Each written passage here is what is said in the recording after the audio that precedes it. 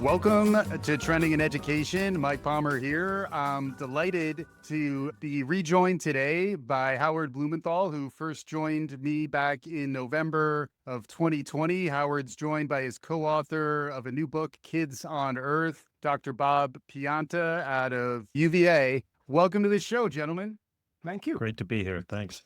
You know, the rite of initiation for the show is we ask you for your origin story. Howard, we got yours before, so maybe we'll start with Bob, and then you can maybe quickly give us who you are and where you come from. But Bob, can you start by letting our listeners know who you are and how you got to this point in your career?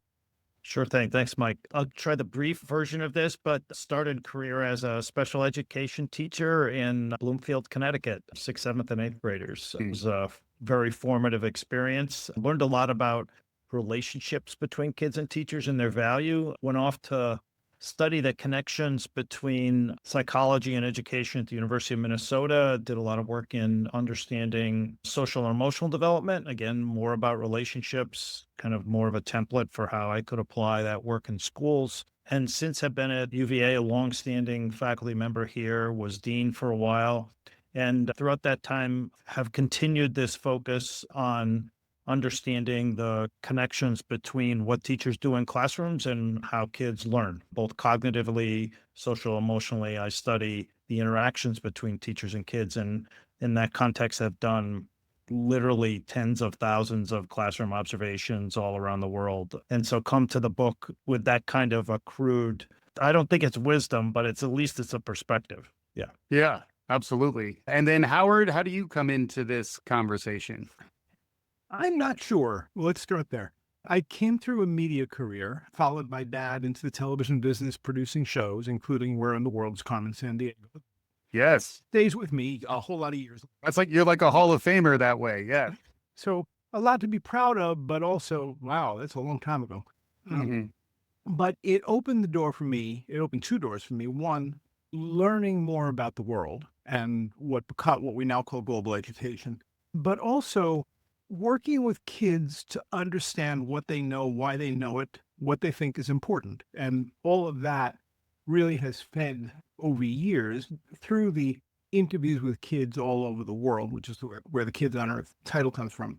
But also my own personal curiosity about probably too many different things, observing how I learn and trying to understand whether the way I learn is different from the way people learn, and is mine, because it's been so varied, some sort of a model, or is it just an aberration? So that's something that's I've been carrying around for a long time. And we have a book now that suggests maybe it's not an aberration.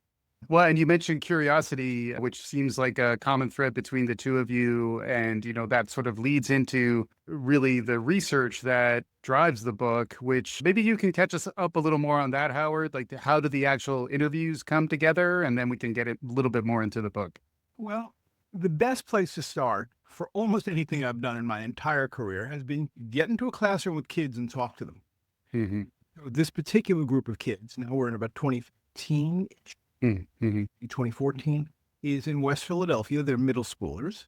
And I'm aware that the company I'm running is not going to continue because we're selling a major asset, the broadcast license. So I said to them, listen, here's a bunch of very talented, capable people who are working with me and me. What do we do next? How do we help? And their answer broadly was, if you could go around the world and talk to kids and help us to understand their cultures and the ways they think and what they eat and what they're learning and all that, that would be great. So I contacted a friend who still is running a media-oriented NGO in Kampala, Africa.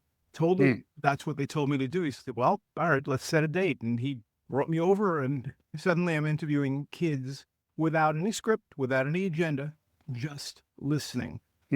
At first, it was groups of kids, that it became more than one, then I began to understand how to do it. And then I realized this is not something I can do with a crew and any kind of elaborate. This is me with a bag on my shoulder. And that's going to be it. So next stop, Bulgaria. Next stop, Manchester, England. Right. And it just unfolded. And over the first 3 or 4 years, I interviewed hundreds of kids. I'm still doing it, but I'm not traveling as much just now because of the book. Right, right. And I remember, I think when you first were on the show back in November of 2020, which is like lifetimes ago, you had just been kind of mid tour of the world. So you were still probably swimming in a lot of this information and hadn't really sort of assimilated it and figured out how to turn it into a book. I happen to be holding, this is like almost literally hot off the presses, the book in my hands. It is due out in September of 2025. We'll include links on how you can buy the book, get it however you need to. It's wonderful. It's actually very much picking up on the faces and the stories of the kids, which is another thing that I really love about even the way the book looks here, is that you actually get a sense of who these people are who are in your interviews. Bob, I'd love to bring you in a little bit here where, Howard's done the really compelling storytelling and, spanning the world to kind of pull this stuff together. How does that then evolve into what I'm holding in my hands today?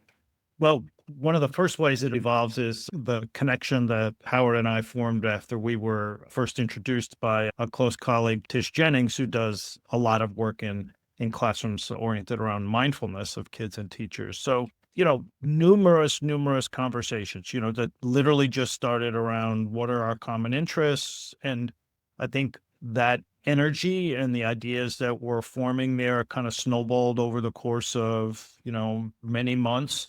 And then slowly became, like, what do we do with this? I think we both felt this, but for myself, I felt like there was a big gap in the understanding that we have about learning and the way that it takes place for kids in real life, and then how that can translate into the ways that schools can foster. I'm a public school guy. I just believe very, very strongly in that institution in our society. And over the course of my many years of career, all those observations we've done in classrooms, I think I watched, the last 4 decades of attempts at educational reform just continue to narrow and narrow experience for kids and teachers to kind of constrain what we do to think about and promote learning. And, no surprise, the pandemic kind of hammers all of that. And so I got just very, over the course of the time we were working together and having these conversations, just like there needs to be some way of thinking about how we do school that just better captures what kids are telling us about how they learn, why they learn, what they want to learn. And so that seemed like a useful thing to do in a book. Yeah, and that leads to a framework or a set of frameworks that we're going to talk about now, where one is this idea of old school, new school, and not school. Howard, do you want to pick up on that structure and how you landed there? So the first question is what we're doing now working? And the authors agree, it's not working too well. I think you go into schools almost anywhere in the world, you hear about kids being bored and disconnected and all that. Yep. But complaining doesn't get us anywhere. So how do you look at this in some sort of a critical way? Well, one way to do it would be to look at mathematics or science and look at what we teach. What does that framework in that state look like? Who put it together? What was the purpose? How many items are on it? What is the expectation as a result of doing that?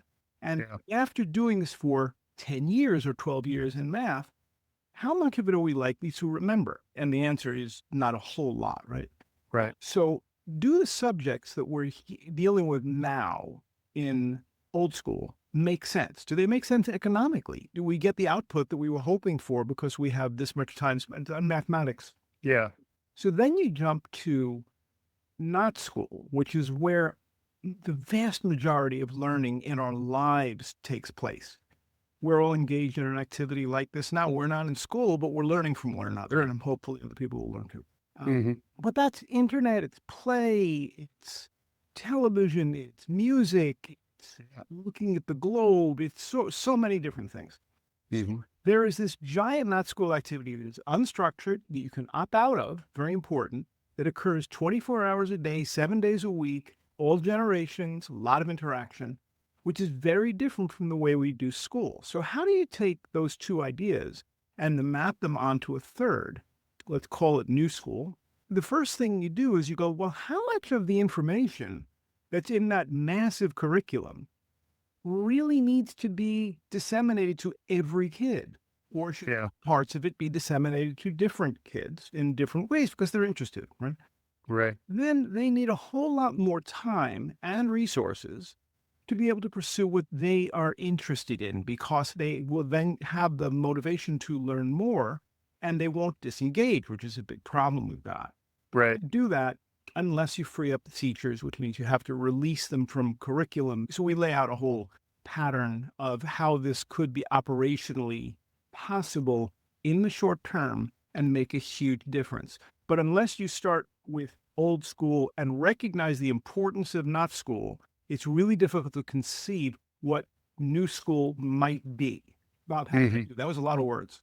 I would only add, I think not surprisingly, old school has been around for a long time. It's kind of accreted a certain set of structures and protocols that were largely built around many, many decades ago in the world that Yeah. existed then. And Yes, if the you look industrial model, right? Yep. you look at the world as it exists now, and the world has changed and changing. And so how kids, the context that Howard just described about not school has just exploded in terms of the availability of information. I think the other thing I would also add as a motivator here is we've learned an awful lot about how kids learn.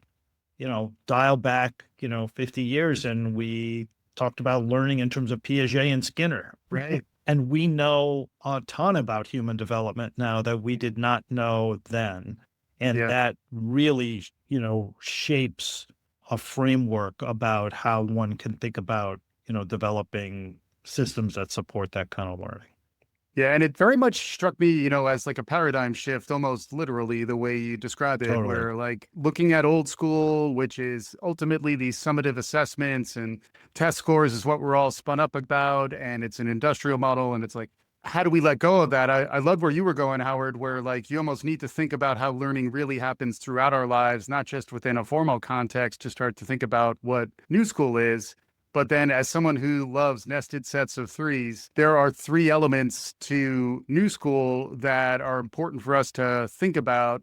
Can you guys walk me through that? I was going to try to recall, but I'll leave it to the experts. Personal, relational, and active. If you look at all of contemporary, psychology and learning and education, and look where the action is and movement is in terms of understanding and results for kids, you would walk away with those three things. You'd say like learning, authentic learning, deep learning, all the kind of learning that our documents and leaders and parents and everybody says we want for our kids.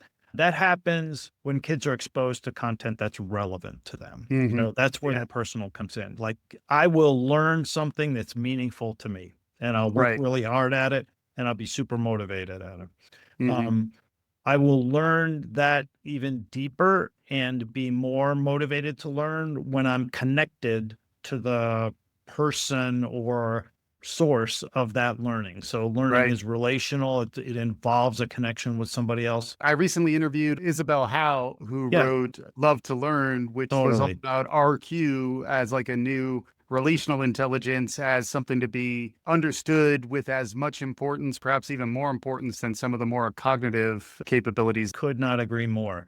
And then I think the third leg of that stool is active. This is, again, no surprise to anybody, but when kids are deeply, actively, authentically engaged, when the invitation is for them to get up and do something, metaphorically and literally, the learning itself is deeper and more tied into the kinds of goals that kids have for themselves.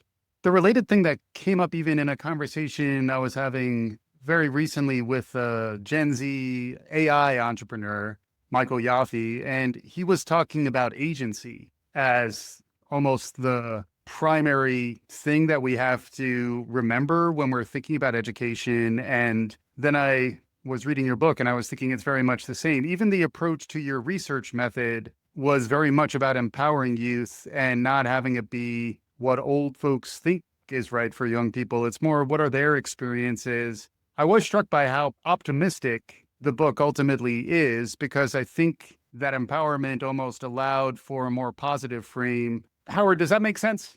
Yeah, it does. So there's a few things happening here. The first is, as an individual, I'm going to be very likely to learn if I care. about it. And I'm going to be even more likely to learn if there are caring, trusted adults in my sphere, but also friends and the like, right? So it begins there, and that's how it gets nurtured. Without that, when the alternative is an upcoming test or a list of requirements, it's just really hard for me or anybody else to get too excited about that. All of those curriculum elements all feel about the same. Nothing is more important than anything else. Nothing is less important. It's just stuff for the test. Yeah. And what happens is as soon as the test is over, you flush it all away. Right. So that doesn't feel like learning. And we were talking before about emphasis on what is learning and how do you, so that was the toughest chapter to write because we wanted a chapter that really explained what learning is, how it works, and how it is and is not used within an old school environment. For example, what is the role of sleep? What is the role of repetition, study, rehearsal would be the technical term. And how much of that can be extrinsically motivated? Does grade do anything at all over the long term? Does it help you to remember what we spend so much money as a society on how you learn? Well, when somebody says, well, I really don't remember anything about, math because I wasn't really paying attention, I'm thinking, well, all right, that's costing X dollars a day, multiply that by 50 million students or some number. Right. And then apply that to the whole world. Right. So it's like there's something fundamentally wrong with the way we're thinking about this picture. And part of the reason for that is we just don't involve kids in the conversations about what matters to them. So ask them, what matters? Right. Highest on the list is going to be climate change and worries about that if they're in certain areas and they've seen effects. Sure. I'm very concerned about mental health. That comes up a lot, in part because they're being forced to do things for 5-6 hours a day every day. Yeah. It's a week for half the year. So of course they're unhappy. Right. That's not, a giant realization. They just want to spend the time doing what they're doing. But they don't want to be lazy. They don't want to be sitting and playing videos. Forget about those stereotypes. They want to learn for two reasons. One, they want to survive in a world that's changing really quickly. Yes. Number two, they want to thrive. But on that survival thing, if you're telling me about the causes of the Spanish-American War, when I want to be learning about, pick something that is relevant, right? Boy, I really want to be spending my time there, not here. The teacher who's caught in the middle, do the best you can to come up with relevant material and a really good, engaging lesson plan, and that do all the things you're supposed to do. But the fundamental reality is you're still talking about something the kid doesn't care about. Right. How do you flip that? One way would be, well, let's ask the kids what they are interested in. Yeah. Can't do that with the student body. You can't do that and call them pupils. Sorry, that's not the way. They are children. They're teenagers. They're human beings. Each of them has their own path, their own interests, their own family background, their own resources. Our job as adults is not to just keep pumping more and more curriculum and more tests, is to support them in things that when we see that spark or when we can provide that spark, that's what we're supposed to be doing. We're not doing it. Yeah. Hearing that over and over in the book, we've got 70, 80 kids who complains about this. And if there's a consistency about it, it's like, please respect us. Please trust us. Right. We have changed. The world has changed, and you guys seem to be 30 years behind or more, and you expect us to listen to you, and you require us to do things that snip away at our freedom. Sorry, it doesn't play for them anymore.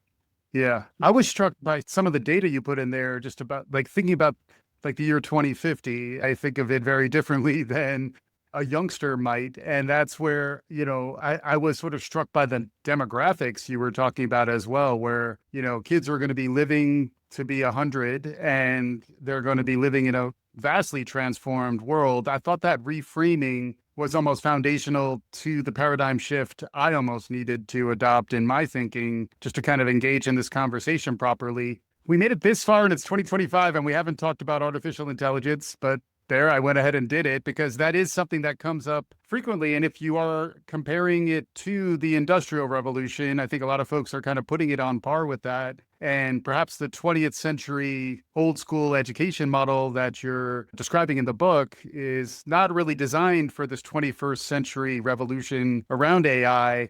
How are you thinking about that? How are you thinking about how these new technological revolutions are impacting kids? And then perhaps more importantly, how are the kids themselves thinking about it? I think of it in two ways in terms of at least the framework that we're talking about in the book. The first is given the expected rise of AI in whatever form it's going to take, and that's separate from its role in education. I think the critical skills that kids are going to need to develop are kind of meta skills.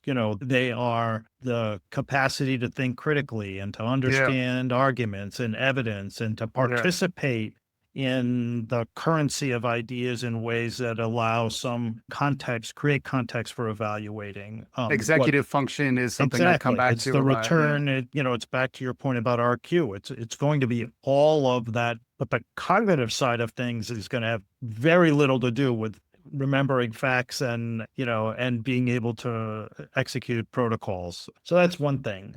That's a path for thinking about what do we need kids to be able to learn. So that Hmm. becomes relevant to schools. The second piece is just, and this is like relevant like tomorrow in our schools, is the way in which AI can create space in the daily routines of kids and teachers that Hmm. absorb on the teacher side all of the management of boatloads of information that they do that have little to do with teaching and learning. And on the kids side, a capacity for personalizing in a pretty adaptive way the types of skills and progressions in skills that they're being introduced to.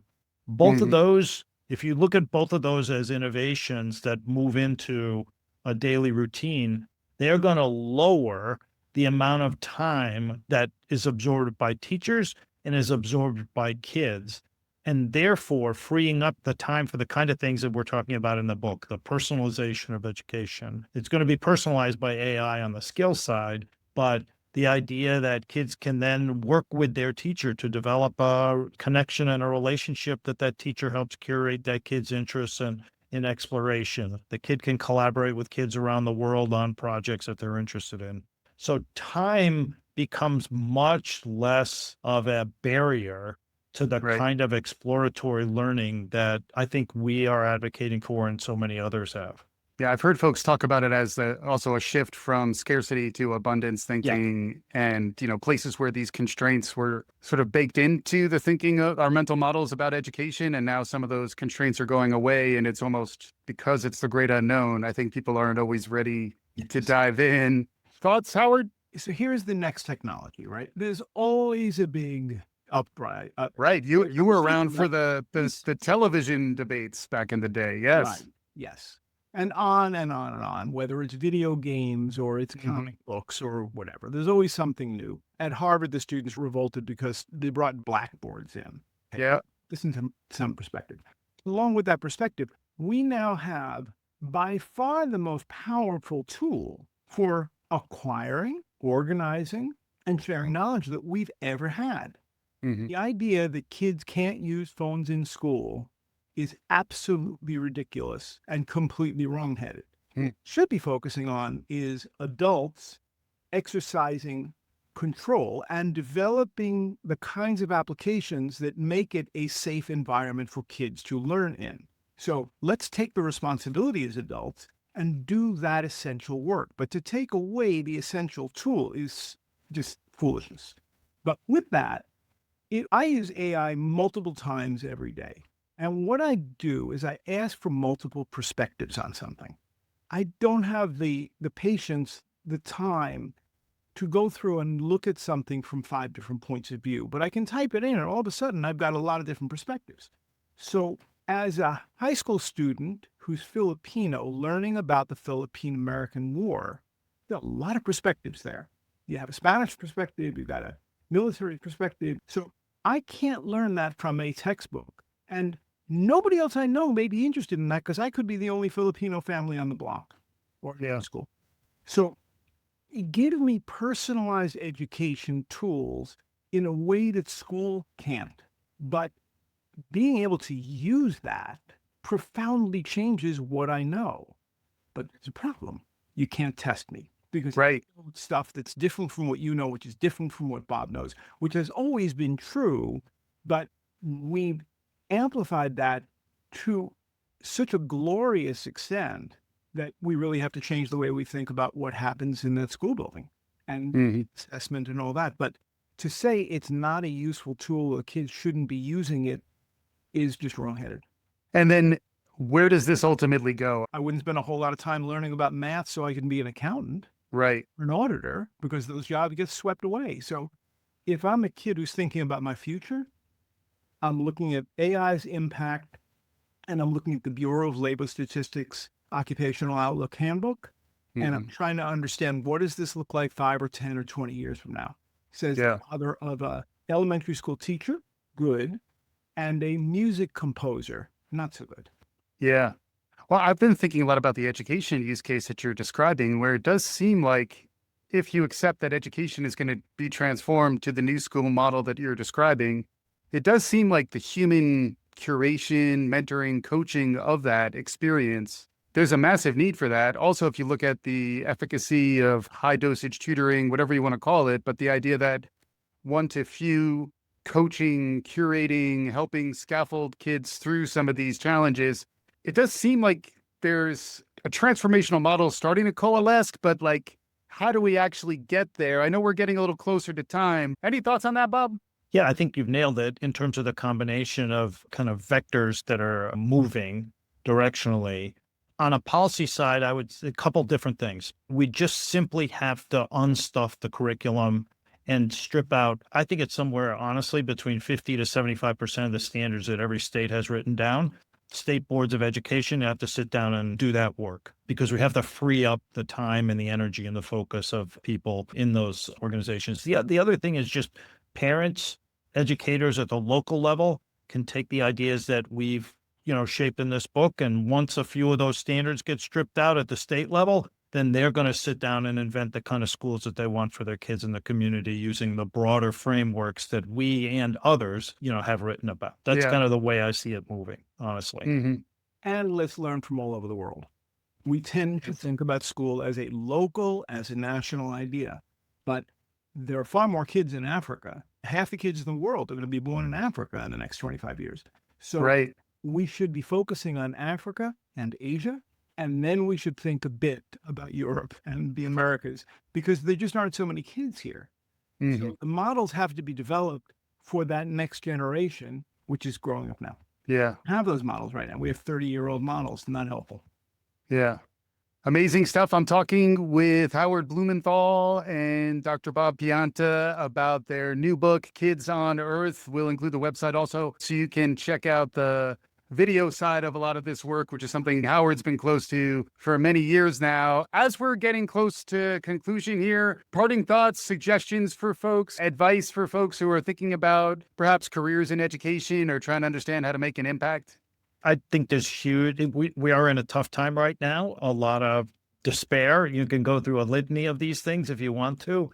And that tough time, I think, bodes well for a reinvention, a re-energizing, a refreshment. And it's open territory for ideas, for energy, for people. And so I think the upside is huge. Hmm. I think we wrote the book to help people have a guide, a map. How do you do this? How do you even begin to think about this? How do you have conversations that include an 8-year-old kid and the president of a local company? Yeah. I believe we provide a kind of a roadmap, a guide, a way to think about that. So they're not living in very different universes. We're all trying to do this for the good of the whole, right? So how do we do it? Well, here's the beginnings of some answers. And I will say it is both optimistic and it very much captures the voice of the kids, the students themselves, the kids on Earth. Howard Blumenthal and Bob Pianta, thank you so much for joining me on today's episode. Thanks, Michael. Our pleasure. And for listeners, if you like what you heard, subscribe, tell your friends, do all the good things. We'll be back again soon. This is Trending in Education.